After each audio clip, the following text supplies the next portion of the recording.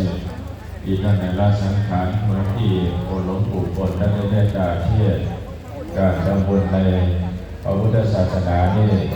ก็ต้องอาศัยหลักการให้ทานศีลภาวนาเป็นต้นโดยองค์หลวงตาประสิทธิ์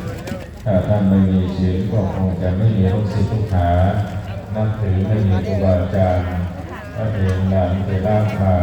ร่วมงานมากขนาดนี้วันนี้เจ้าที่บอกตัวพระสงฆ์ก็คงจะเกิดร้อยรูปขึ้น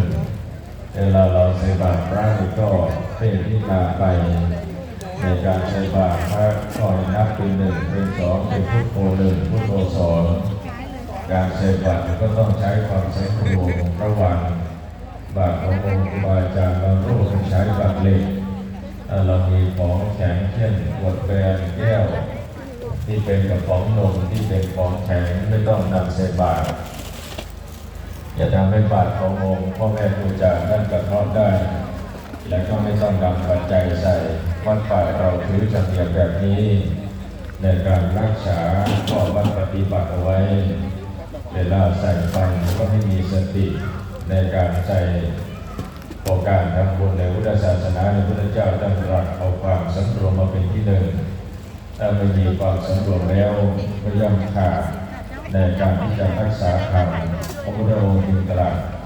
โดยในพระพุทธศาสนาว่าธรรมะกาโมภวังโหติคุณมีความใกล้ในธรรมผู้นั้นก็จะเป็นที่รักบรรลุหลวงตาประสิทธิ์ท่านบวชเข้ามาไม่ได้ดังคอยตั้งใจประพฤติปฏิบัติธรรมในทางพระพุทธศาสนาหามีลำบากมากน้อยเพียงไรพอเวลามีงานที่วัดป่าดอกยางก็จะถือโอกาสนี้นับผู้คนไปในตัววันนี้หลังจากน้อมถวายอาหารบิณฑบาตเสร็จเราก็จะขึ้นมาด้านบนศาลาเพื่อจะได้ประกอบพิธีในการทักษิณารับประทานพระกิจในการถวายองค์หลวง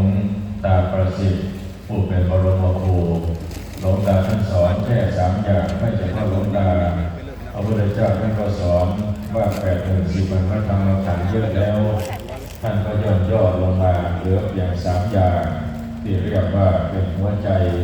ของพระพุทธศาสนาก็คือ1การไม่ทำบาปทั้งปวงการทำกุศลให้ถึงพร้อมการทำจิตใจของตนในของแผ้วก็คือทำแต่ความดี